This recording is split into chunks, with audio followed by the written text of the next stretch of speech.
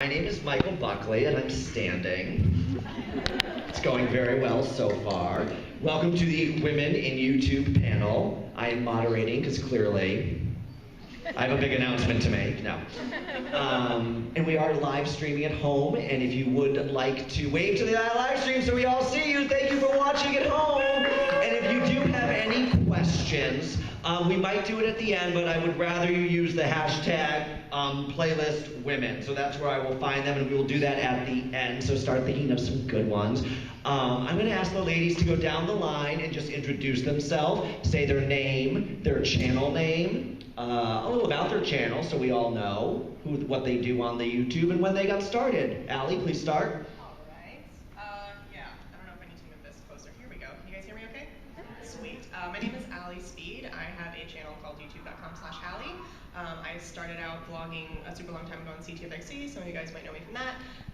But yeah, I have my own channel, and I do travel videos, drunk gaming, and a few other little tidbits, vlogs occasionally. Yeah, that's pretty much it. Oh yeah, 2009 is when I started. Hi, my name is Brizzy of Brizzy Voices. Technically started in 2006 doing random stuff, you know, editing fan videos about Harry Potter and filming my friends, but not really myself. And eventually got really into voice acting, wanted to do more of that, so started my Brizzy Voices channel in 2012 to start doing voices and being silly, so that's what I do now. I be silly professionally. Hello, my name is Amy Marie Gertner, and my channel is Amy Marie XOX64. It's a little confusing. I happened into YouTube I started a long time ago, but I got a following just recently, like 2 years ago, and my channel is dancing right now. Sweet. I'm Shauna Malcolm. My channel is Hey Yo Shauna. I do comedy, very irreverent, slightly inappropriate for young children, but great comedy, I like to think. I started in 2012 on my own, and before that I was in a lot of vlogs for one of my best friends in the world, Shane Dawson. That's how I got my start on YouTube. And yeah, I have 22 different formats where I do all sorts of weird things. So yeah, that's pretty much my story, I think. I'm the other Shauna. If you look closely, you can actually tell that our names are spelled differently. So that's how you can tell us apart. It's very subtle. Very subtle. My YouTube channel is Nanaloo. I started doing like music videos and little just editing experiments, and I then got into vlogging, and now I'm moving more into film and doing longer and longer form content, moving into film and TV. And I started in 2007, and wow, it's like 8 years ago now. It's crazy. Oh, so old. And yeah, just have developed and changed and sort of grown with the medium, like just trying everything. I love vlogging, I love lifestyle, I love comedy, and I love film and just telling stories, so I kind of dabble in everything. Hi, my name is Alex, or A-Dubs on YouTube. I feel like this is very loud. I also dabble in a lot of stuff, but primarily I like to just put absolutely everything about my life online. I don't think I have much of a filter. I even put on my dating exploits and all that on the internet. So it's like a really personal online diary, basically, of everything going on in my life. Yeah. Well, I love that you both said you dabble in everything, because I think that's like the best part about YouTube is just dabbling and not being afraid to create different types of content. Let's get the ball rolling with a really simple question. What is the worst part about being a woman on YouTube? Anyone? What's the most challenging part of it? I know, I'm sure, Shauna, you're looking at me. I'm sure there's a million things. What is the biggest challenge? With Shauna? I'm sorry. The Shauna who spells her name differently. From the other Shauna. Okay. Oh boy. I guess it's just that there's a preconceived notion for what a woman should present or how she should present herself, and because the large majority of women on YouTube do fashion and beauty, which is a wonderful, wonderful vertical of content, I think that anyone who doesn't do fashion and beauty is immediately compared to that, and it's either in a good way or like a bad way. So it can either be tearing the person down, like, oh, you're not doing your makeup well enough, or you don't you don't look the way I want you to look. Or it can be, wow, you know, you're so much more interesting than those stupid like beauty gurus. And it's like, dude, that is so not fair. Like, I love beauty content. There's a place for all these different things that we can all do. And I'd say the most difficult thing for being a woman doing film on YouTube is that there's like, I can only think of a handful of women that are doing that. There's like Yulin Quang, there's Anna Akana, there's me, there's a few other women, but it's like, it takes me a minute, and I can't even think of 10. The and other that's, Shauna? Did you forget the other? Yeah, the other Shauna. And I can think of a ton of young male filmmakers, and I think that is, I wouldn't say it's a struggle, but I'd say it's a downside, and it's sad, but it also is exciting that we are in a time where we're starting to see more women doing it, and that I have the opportunity to, I guess, show a younger audience of young women that, hey, there's other content that you can try and express yourself in that isn't just in this one thing. Like, yeah, we own beauty and lifestyle, but we can like do other things, and we can own this other stuff too. So I'd say that is a tricky thing for me, and I don't like it when people pit what I do against beauty and lifestyle. Like, it's, you can be one or the other, or like make them fight. I don't like it when that happens. Allie, do you have something you need yeah, definitely like being pitted against other, God, that was so bad. Being pitted against other women, but also if you're going to create content that is not in that same vein, being compared to men who do like gaming or other types of videos like that would be more considered like a male type of content. It's really difficult because it's like, if you're confident about that kind of stuff, or if you are trying to find your place there, it's like, oh, well, if you're confident or outspoken as a woman, you're just a bitch. But if you're like confident and outspoken as a male, you're like a leader in your field. You're a boss. So it's just really difficult to find that balance, and it's like we shouldn't have to, but we do. Yeah, and there's a lot of expectation as to how women should behave on the internet and off the internet, and I think it's reflective of life, and the art imitating life, and I definitely encounter it because I'm an adult, I'm a young woman, I have very strong feelings about things, and I have no filter, and I don't apologize for that. So there's a place for people like me too. I'm popping like crazy. There's a place for people like me, but I often feel judged and limited and restricted in how I can be received and how acceptable my behavior is. And quite frankly, I don't feel like that's remotely a truth that's given to most men. I don't feel like most men on YouTube encounter this sense of censorship of their words or their behavior, and that's something that I deliberately push back against and go, well, for want of a better word, fuck you.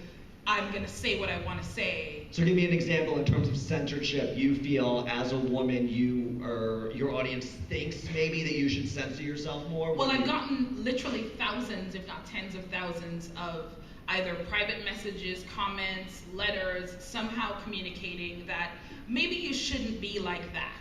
And it's something that I've had conversations with because there's so many more men on YouTube, and a lot of them are very good friends of mine, and because it became a concern for me, I've had dozens of conversations with them. I'm like, do you get tons of letters and emails and messages saying, maybe you should behave yourself, or I don't think that's how you should speak? And the overwhelming response is, hell no, no one's ever told me that they thought me yelling or cursing or being vehement about something or passionate about something is unacceptable. No, it's improper. Exactly, but that's something that I encounter every single day since I've started being on YouTube. Amy Marie, I'm curious because you are new to the space, so you are a dancer turned YouTuber. What is your experience like? Because people like Shauna and Allie and we've been on the site for a lot of years, so it's so different than it was in 06 or 07. But as a new YouTuber, like, what's your comment section like? What's the feedback you get? Well, my feedback is very interesting because as a dancer, like you were saying, with the pre-existing notions of how you should behave, obviously as a female dancer, people are like, why don't you just take your clothes off, or why aren't you twerking? And so I think that's kind of how I got my rise on the internet, is because I posted these videos that weren't twerking. And it was like, all right, girls can do hip hop too. They don't have to expose themselves in that way. They don't have to I don't know, kind of fall into what's popular based on like what you see on Instagram, where these Instagram models, you have to be in bathing suits to get followers, and I just wanted to challenge that. Like, no, you don't. You can show what you do in a different way and kind of stay true to yourself without falling into what's popular and what you think everyone will like. But yeah, the comment section. So I want to talk about the comment section more in a minute, but just curious, because I always like to ask creators this general question.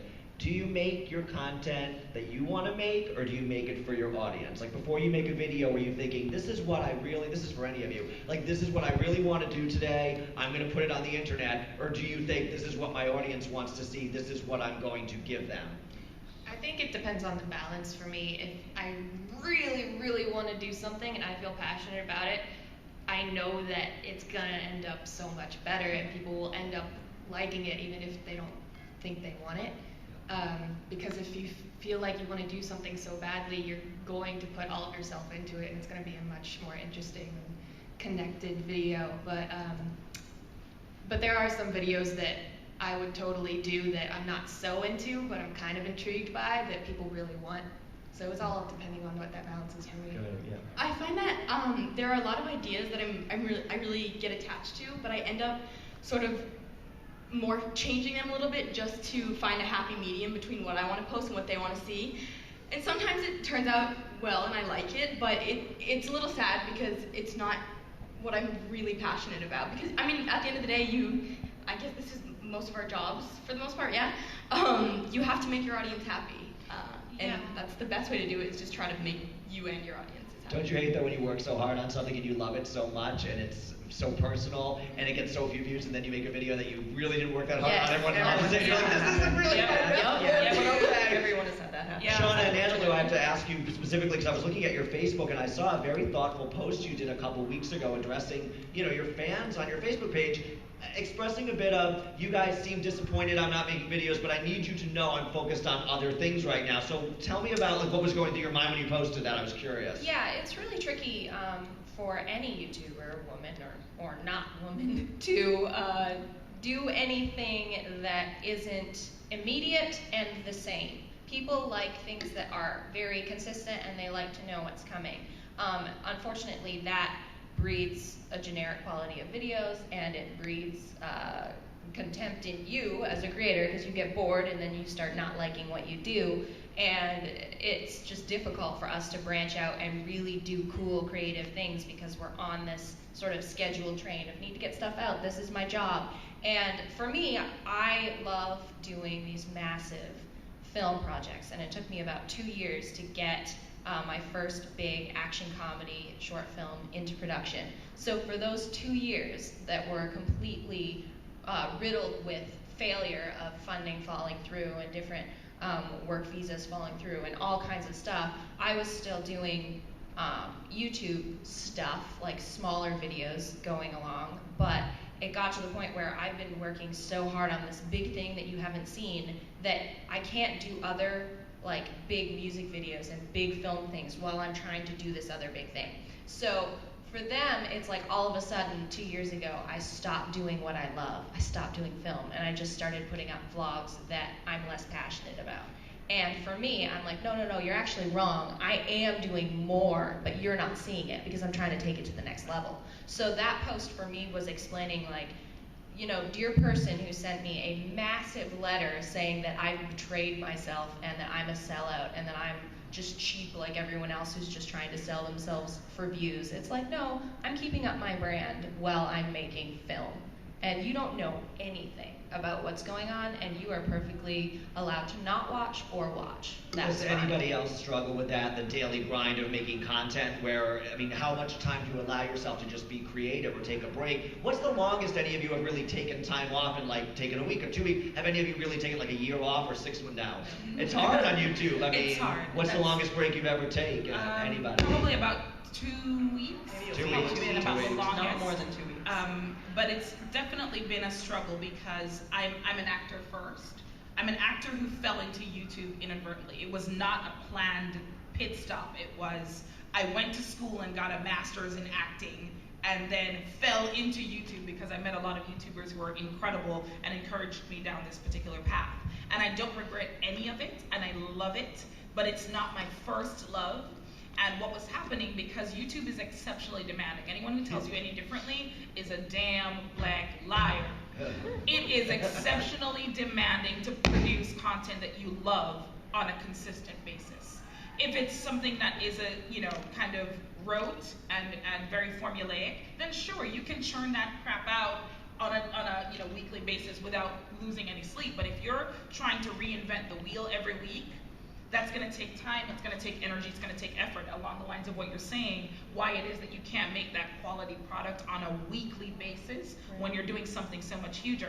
So for me, what I realized after about 2 years in was essentially that I was spending massive amounts of time coming up with ideas, scripting them out, filming them, editing them, uploading them, having comments and exchanges, social media, trying to collab, all of this stuff, and I hadn't been on an audition in 2 years. And that's my other job, and I hadn't done it in 2 years. So somehow that became the focus of my life, and I had to make a decision, because content-wise, the things that I love doing most are things like Shauna does and On the Streets that are much more high production and require 2 camera guys and this and that, and it's a day of my life. So you identify you're an actress who YouTubes, you're a dancer who YouTubes. Does anybody identify themselves, I'm a YouTuber first and foremost? Is that how you identify? Anybody on the panel? I'm a YouTuber, Allie. Well, let's switch the topic here, because this is, you said, when you're first and foremost an actor, that's kind of like you're George Clooney, you're George, fine. When you're a YouTuber, your audience, in a way, thinks of themselves as their best friends. That's Bethany Moda's bio, my 8 million besties. Like, that's kind of the thing you sell, is you're all my best friends, fine. My question to you all is, because as a woman specifically, we were talking about this backstage, the whole relationship with the fans can be rather scary for a woman. Whereas the male situation dealing with the screaming girls is much different than some of the interactions you have to deal with in the comment section, via private message, via P.O. Box mail. I mean, can some of you speak to your experience of some situations and how you've dealt with them? Because I know many of you have had those situations. Yeah, well, it's difficult, I think, specifically some of the situations that I've been in that were like a little bit dangerous or kind of threatening. Like, I was followed once when I was on my school campus at FSU, and it was really, really scary. And I just went inside and found someone, and I, described the person that was following me and made sure that I wasn't alone.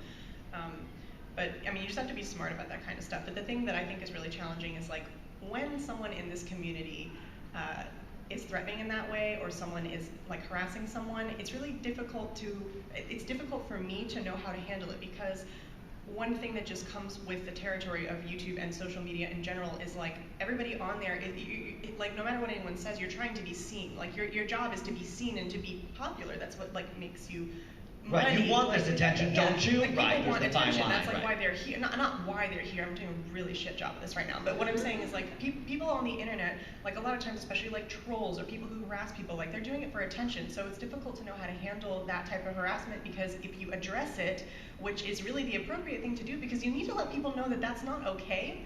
The problem is that brings attention to it, which is maybe 99% of why they're saying it in the first place, but there's also potentially a problem, and they really are they might have an issue, and they might be really truly harassing you, and it's awful and disgusting. But it's just difficult for me to know how to handle it. And I actually wanted to ask you guys.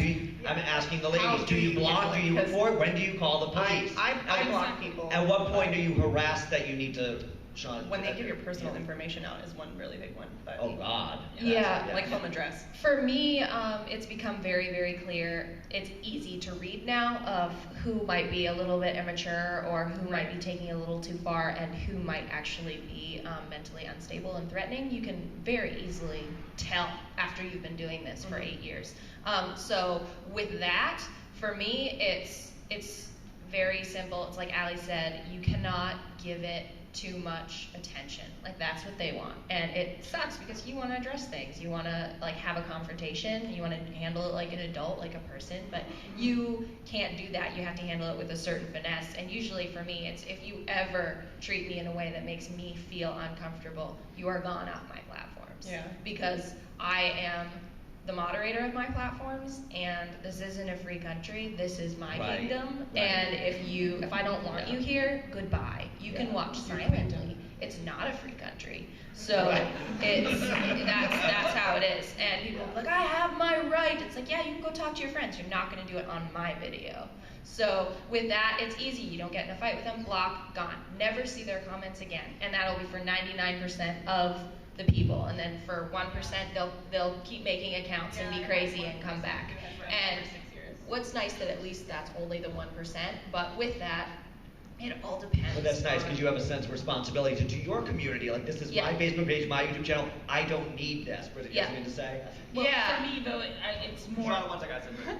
I'm sorry. The tough thing for me in approaching it is often these people who are mentally unstable seem totally normal fans. I love you. Hi, I love you. And the people things that smaller YouTubers or like passive fans don't really get, which I was before I started consistently putting out content, was why don't these people that I love pay more attention to their fans? Why don't they interact with us more? And when they do, it's like, yes, you're the only YouTuber who actually talks to your fans, but the reason people are scared to do that is because the more and more numbers grow, the more like scary people are going to be in there, and if you talk to any of them, they will take that and latch onto it for forever, and it'll just become scary before you even notice. And that turns into leading them on and making them believe something that's completely illogical, but there was no way for you to know that in the beginning, because you just want to be nice to everyone. I think there's always a safe arm's length distance. distance. I just wanted to say something Right, exactly along the lines of that. Last year I had a very scary situation where somebody graduated progressively from the comment section to, oh, you're the one that I talked to on, remember you responded to me, look at me, and they were tweeting me and I tweeted back. And they were really sweet, so I followed them on Twitter, and it became this thing where they did some kind of background check thing. Like, I had to move, where they were writing me and like, oh, in this video I saw that you filmed outside and this is where you live. And I mean, this got creepy really quick. Like, it went from, oh, you're somebody who's a supporter to, this is now weird for me. Because as much as you may feel that you know me really well and I want you to feel that way, I don't know you that well, and now you've crossed a line where I can't be comfortable around you. There's this comment, I can't remember if it was in the Unbreakable Kimmy Schmidt, I think it was, and there's this comment of, oh, it's amazing what women will tolerate just because they don't want to not be nice. Yeah. And oh my God, that's so and good. It was just like a really quick aside in the episode. Watch it, watch it. And that's so true. It's so important for you to realize that you don't have to be mean, but there's nothing wrong with being firm and setting boundaries. Yeah. And if people come at you like, I love you, I love you, I love you, I love you, you do not have to say I love you back. You do not have to say anything that makes you uncomfortable. You can set a boundary and you don't have to feel bad about it. Like, if you feel like someone's tweeting you too much, don't tweet them again and do not feel guilty about it. Setting boundaries is so important. Online, offline, in your life, knowing how to set boundaries. Yeah, because you have to think about it as though if they were there. If someone is next to you and touching you and being like, hey, like, and you don't, that's not, you did not approve that interaction, and it really is becoming very, very close. Like, social interaction over the internet and social interaction in our lives are really becoming one and the same. And you have to be, whatever you would be willing to do for yourself in person, be willing to do that on the internet. Yeah, it's so crazy. I was in this, I went to this self-defense gym one time, and the instructor came over and just took my wrist really lightly and just started leading me away. He's like, well, don't let me do that. Why are you letting me do that? Don't ever let anybody touch you. Don't let yourself be led. Don't because you're being polite. Don't let yourself be caught off guard. And this doesn't mean be prickly and be horrible, but immediately understand what your boundaries should be, and that you are a person and that you are an entity. And if someone is touching you to lead you somewhere, you can be like, no, excuse me, what would you like from me?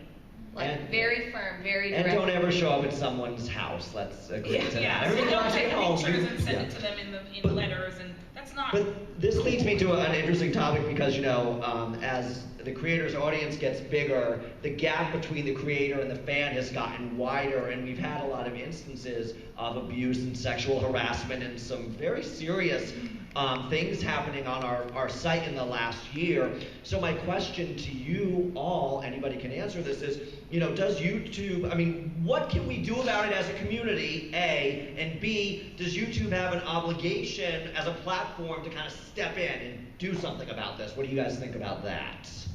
I think in an ideal world they'd have an obligation, but I think unfortunately there's very, at least without serious micromanaging, there's very little policing that can actually happen until something actually comes out, until it's too late. Something's been done to someone's been taken advantage of in some way, and then now that it's public information, public domain, you can do something about it. You can say, okay, if you're going to use your powers for evil, if you're going to take the fact that you have an audience and use that to seduce young women or to whatever it is that you're going to do, then you don't get to have a voice on my platform.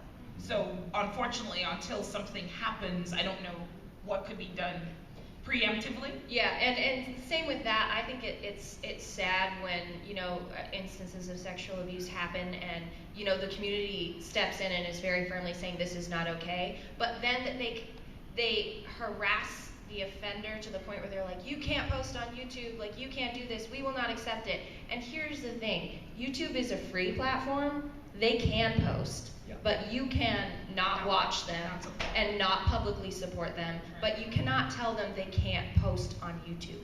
Like that is the thing, like we get, it's so personal and it's so, like it's such a big part of our lives, but there are so many different circles of it and nobody owns YouTube. Like that's just one of those things. That's a really good sentence and very true, right? Yeah, and it's like we as a community can say we are not going to condone your content, but like I'm not going to send my fans to like harass you until you leave. Like I don't own this platform. Like that's like saying now I am the judge and jury of this planet.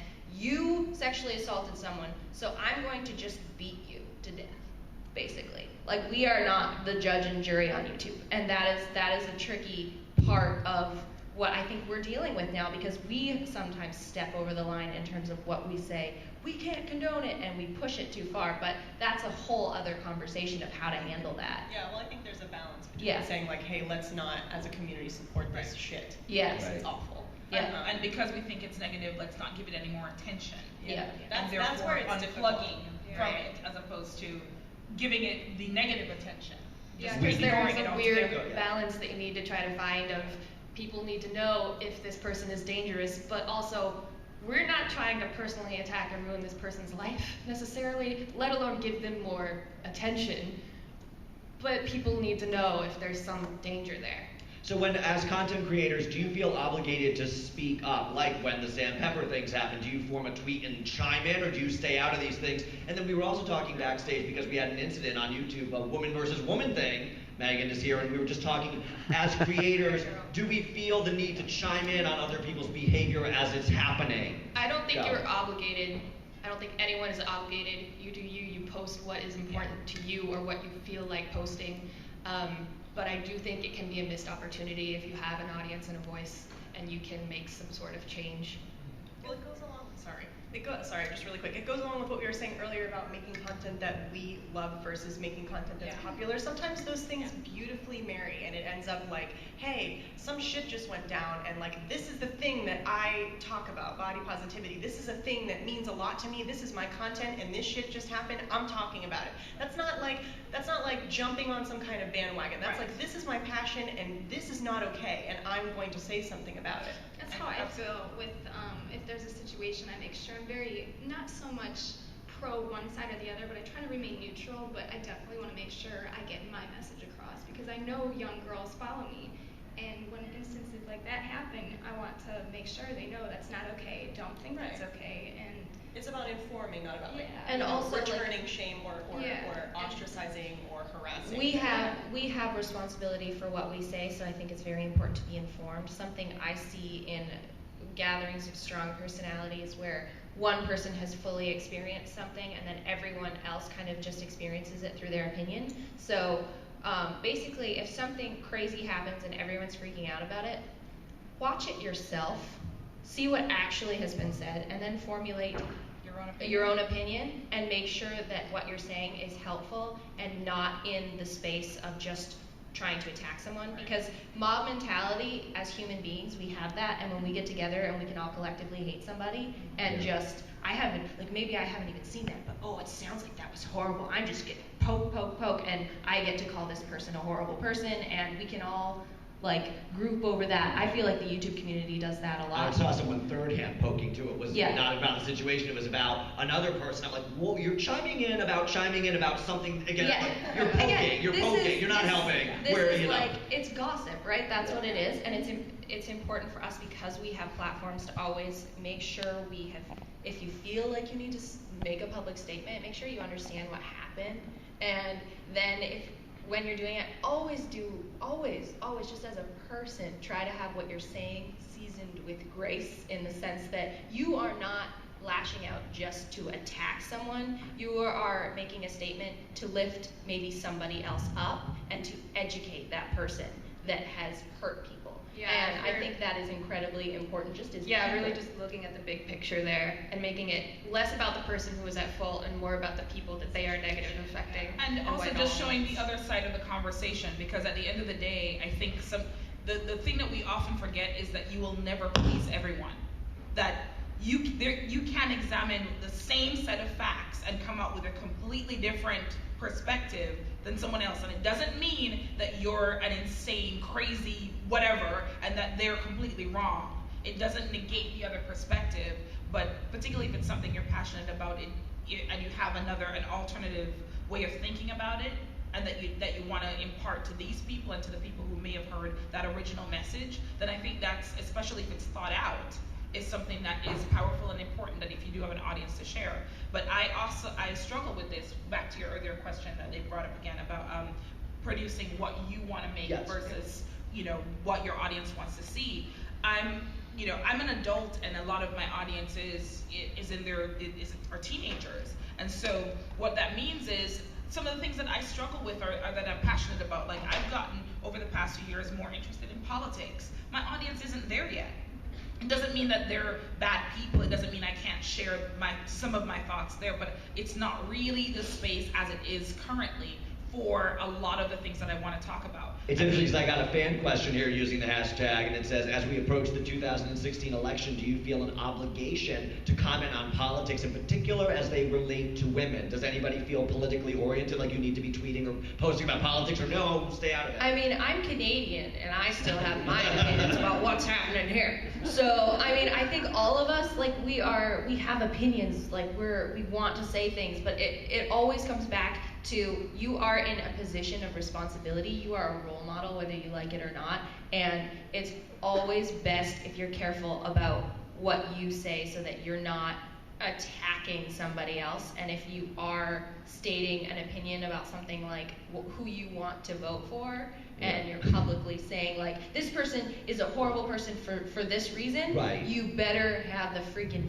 facts to back it up, because that is, your voice is so important on people who are trying to decide who to vote for. Has anyone ever regretted a video or said something in a video that you deleted it and you just thought, oh, I don't believe it anymore, or oh, I shouldn't have said that or done that? Any regrets on your time on YouTube? No, but can I just finish what Shauna was saying? Yeah, sorry. I just wanted to say at the end of that, I do think you're absolutely right, but I also think as people who consume content, because I also watch YouTube, so as people who consume content, we also have to take things in with a filter and understand that sometimes things are done in the vein of comedy. Sometimes it's not good comedy. That's questionable, that's arguable. But sometimes, so it's not a hard, fast truth that this is not, well, with the exception of Philly, this isn't news that you're getting. This is, this is someone's opinion, and therefore it's not gospel. It's on both parts. Exactly. So as consumers, we also have a responsibility to not let this, whatever that perspective that's being shared, govern all of your thinking all of a sudden. So if I could, make a video and say, I'm a woman, and I say if you don't vote for Hillary, you're going to hell.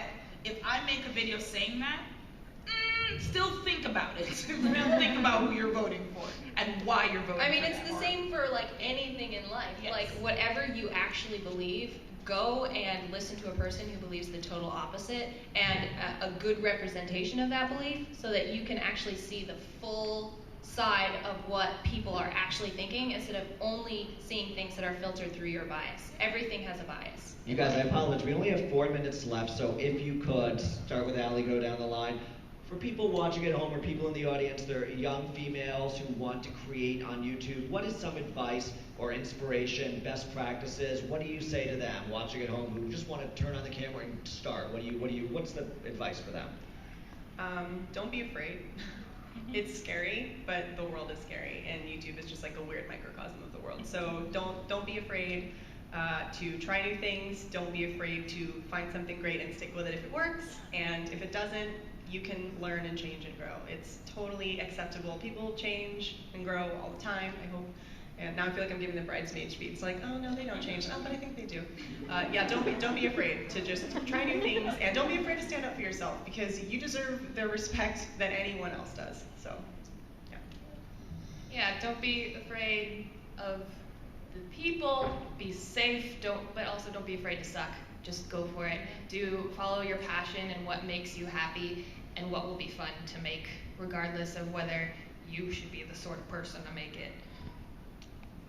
I always make sure I warn people, be prepared what you're stepping into, because the reality is you're going to hear everything, good and bad, and you just have to be ready for that, and you have to make sure that no matter what, from start to finish, that you remember, do what you love to do, and stick with that, and that's what inspires people in the first place, and what people brings you to, or what you bring people to, I don't know how I'm wording this, what brings people to you is just being yourself, and I think you just have to make sure that you remind yourself that every day when you post, this is what I love to do.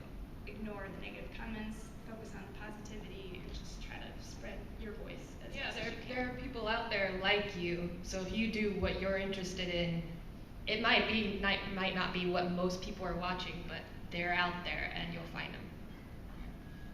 Along those lines, like using your own voice. Don't try to be some other you. It's fine. Somebody said it yesterday. It's fine to be inspired by someone, but don't imitate them. Do you. So if it's that you're a wacky personality, don't be Shauna wacky. Either one. be your kind, unless your name is Shauna. Be your kind of wacky. Don't.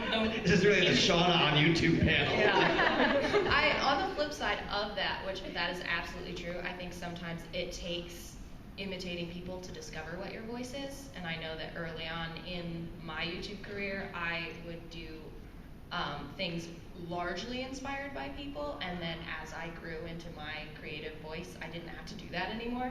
And I think it's okay to start by like imitation and like copying some certain things, but don't rely on that as your bread and butter. And also remember that just like anything in life, if you want it, you have to work really hard for it. And the people that you see that succeed, 95% of them didn't catch a big break. They worked really hard on it for years. And in life, no one's gonna hand you anything, and if you want it, you have to work. And that's a huge thing.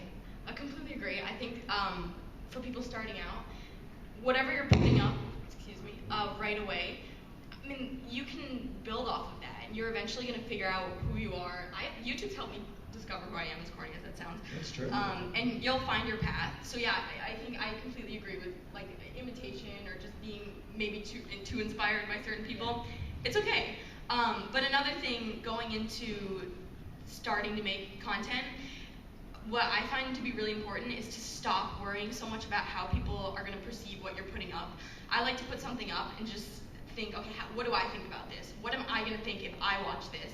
Would I be entertained? Would I be offended? Whatever it may be. But yeah, just you are restricting yourself so much by being so by concentrating so much on how other people are going to perceive your content. Especially what we were saying, just since I feel like we get a little bit more harsh comments being girls, especially doing comedy related stuff. You may be offensive and people may get mad about it, but if you don't think if it's okay with you, then it's okay. Just stop worrying so much about other people. Yeah, and I actually, one last thing going on along with basically all of that, I actually am guilty of saying it. Lots of people say it's the internet, it's all been done before, like you're never gonna be original. And I have actually, said that on panels before, and I truly believed that myself for a long time. Like nothing that I do is ever gonna be original. But then someone on another panel said, nothing on the internet or everything on the internet has been maybe done before, but it's never been done by you. Absolutely. So it is unique. Yeah. Very good ending point. Thank you to all the women of YouTube. Very inspirational, insightful. Thank you guys for coming and enjoy the rest of your